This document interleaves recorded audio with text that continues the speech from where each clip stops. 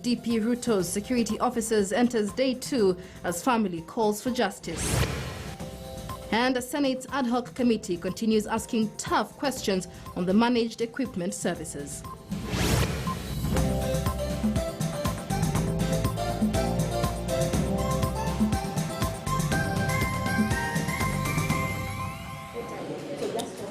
Welcome to the program. Investigations into the murder of a police officer attached to the Deputy President's Office security detail enter day 2 today.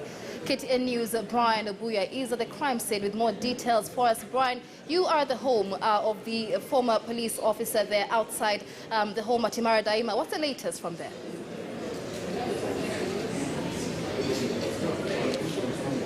Michelle, the details we have right now is that detectives are continuing to collect, or rather conduct, some forensic investigation. Exactly happened in that particular house, even as they look at different other forms of what we call in investigations the undoing behavior, circumstances maybe that point to suicide or whatever else could have taken place, including murder.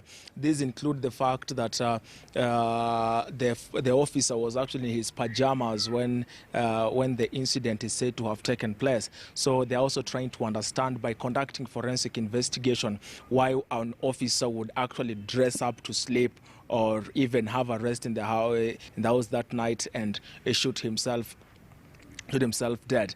But part of what really is making this case difficult, Michelle, is the information we have that none of these, in this closely knitted area with houses closely attached to each other, just connected by the fence, when that gunshot was shot, when the bullet was shot, it appears that nobody actually had anything. With children on midterm in such a silent place, houses closely knitted together, it has still not made sense to us, to investigators, and maybe even to the public, that nobody here had the sound of had the sound of gunfire. A police report we have seen does not mention the presence of something like a silencer, which is attached to a gun, maybe to reduce the amount of noise it makes. It does not mention anything of that sort. So police are right now inside the house where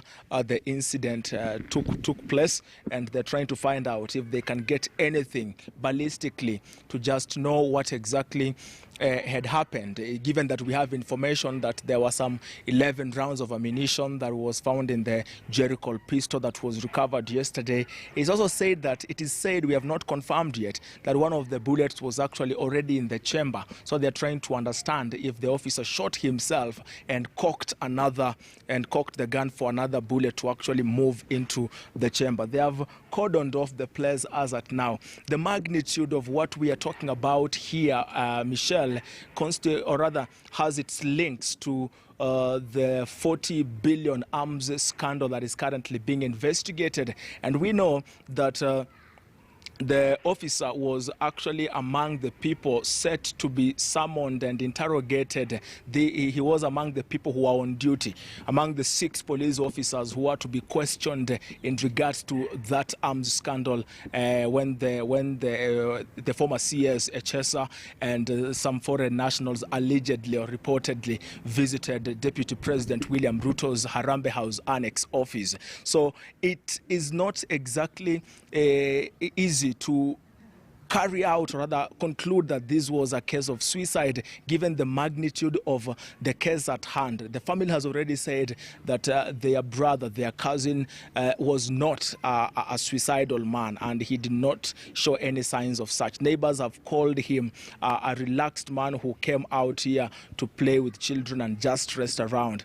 Now, we do not understand how exactly such a man also just chose to take his own life. So a number of details, or rather a number of questions, tough questions are emerging from this particular suicide narrative. But we will continue to wait for police to investigate and maybe come up with a thing or two. And that probably, Michelle, is also the reason why you saw yesterday the DCI director, George Kinot, was a reluctant man to even comment on the matter. He was a reluctant man to comment on the matter in what we deduce as the complexity of it all, the magnitude of the case that he's being linked with, he's being linked to, and the fact that it is now difficult to just term it as for anyone to conclude whether it was suicide or murder. That's probably why they do not want to rush to comment on it. It would be careless for anybody probably to come out boldly and make a comment about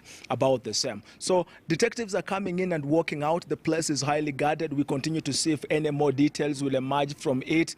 Even then, directors of the Pizwell company that was also linked to it back in Mombasa, where some tender documents were mentioned in this very complicated and hard to understand arms scandal, have been taken to court. We're also waiting to see what happens on that particular end. But for us here, we are waiting to see what happens from the forensic investigation that is currently being conducted. We know the body is currently at Chiromo mortuary awaiting post-mortem to even just try and see how exactly the bullet was fired, whether it was in a position that the officer held it himself or somebody else did it.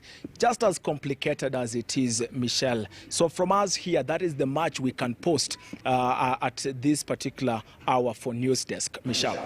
Many thanks. That is Brian Abuya, live for us from Imara Daima here in Nairobi. You know, the family of the slain Sergeant DP Kenei is speaking out a day after their kin was found dead in his house. Kenei, who was attached to the Deputy President's office security detail, died following summons to appear before the DCI of ongoing investigations into a fake arms deal that has seen a former sports CS Rashid Echesa charged in court. KTN's Joanne Letting spoke to the family a few hours ago. Here's what they had to say. Well, a very sad morning here at Chemasis in Rongai, Nakuru County. As you can see, we are at the home of Mzee Chesang, John Chesang, who is the former chief here, the father to Sergeant Kenei, who was found dead yesterday night. A sad thing that we have been able to find today is that this family actually learned from the media that Sergeant Kenei had passed on without being informed officially by the forces that were involved. And right now, to give us a clearer picture, I'm going to speak to his brother, who is here with me, so that he can tell us exactly who Sergeant Kenei was. Thank you, sir, for joining us. Introduce yourself and tell us about Sergeant Kipyegon. Kwa majina naitwa Emmanuel Kenei. Mimi ndio ndugu yake mkubwa. Na tulipata habari jana kuhusu kifo chake. Around saa moja tukiwa na babangu hapa Mzee Chesang. Kutoka vyombo vya habari tulikuwa tunasikia naye mzee BBC hapa tukikunywa maziwa. Cha kushangaza kabisa, tulisikia tu tanzia tunatangaza kifo cha Sergeant Kenei ambaye alikuwa anafanya kazi katika ofisi ya naibu wa rais. Tukashtuka sana. Nini ilifanyika na yeye mtu? Juma wiki iliyopita alikuja akamtoa mtoto wake shuleni Baringo High akamleta nyumbani kwa likizo ya after. Na baadaye akapeleka mtoto yake mchanga ambaye ni wiki moja. Akaenda akachanjwa, akapata chanjo. Halafu akamrudisha na baadaye akaru. Tukaongea naye, ilikuwa wakati wa ilikuwa ya Jumanne wiki hii. Tuliongea naye mambo kidogo na kuonyesha dalili yote ya kuwa na mafadhaiko ya maisha. Sasa ilipotushangaza ati tunasikia kifo chake ni kama alijipiga risasi, ambayo sisi kama familia kwa ukweli hatujaridhika nayo. Juu huyu ndugu yetu tulikuwa tunampenda sana na kutuambia chochote kama kulikuwa na shida. Na tunaomba kabisa serikali na idara ya uchunguzi ifanye jitihada kutueleza ukweli Kama ni mkono ya mtu, naye Mungu aliye juu, hatuwezi lia bure kwa ndugu yetu. Ndio. Tueleze kuhusiana na harusi ambayo tunaambiwa alikuwa anapanga ya mwezi wa 8.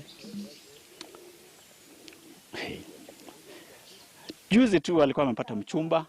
Sio alikuwa amekaa naye, lakini ndio tunasema alipata mtoto. Bibi yake alijifungua wiki moja iliyopita. So tulikuwa tunapanga mikakati ya kwenda, tulikuwa tumeenda kuambiana tuko na huyu mtoto wa wenyewe kama wazazi, tukaenda hapa chini kwa mzee fulani. Anaitwa mzee Chepsoi. Sasa tulikuwa tunapanga mikakati ya kwenda sasa engagement yenyewe mwezi wa 8. Na tayarisho yote yalikuwa tumeyapanga. Lakini ya Mungu ni mengi, tutasema nini? Tueleze, ndugu yako alikuwa mtu wa aina gani? Alikuwa mtu wa kipekee.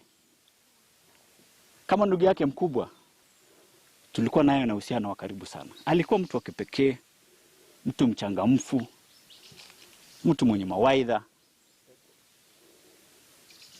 Nitasema nini kuliko hapo? Ombi lenu kama familia kwa serikali? Uchunguzi na tupate haki. Kama ni mkono ya mtu, juu mimi sitaki kusema, lakini mimi naona kuna kitu fiche ndani yake. Ndio hiyo.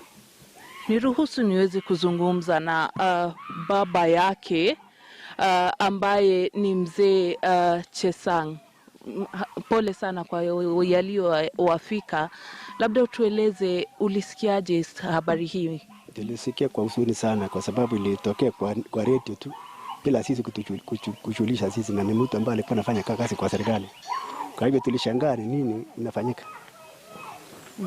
Ndio. Ombi lenu kwa serikali ni? Ombi letu ni wafanye uchunguzi vizuri, wasilalie masikio kwa hiyo, kwa sababu ni leo ya mwingine, kesho ni ya mwingine. Kwa hivyo lazima wafanye uchunguzi ya kutosha. Ndio. Asante sana. Well, Brenda, a somber mood here at Chemasis. As you can hear from the background, that is the mother of Mr. or the Sergeant Kipyegon Kenei, who has just been informed that her son passed on yesterday, and she is wailing as we speak. And it is a really sad day here at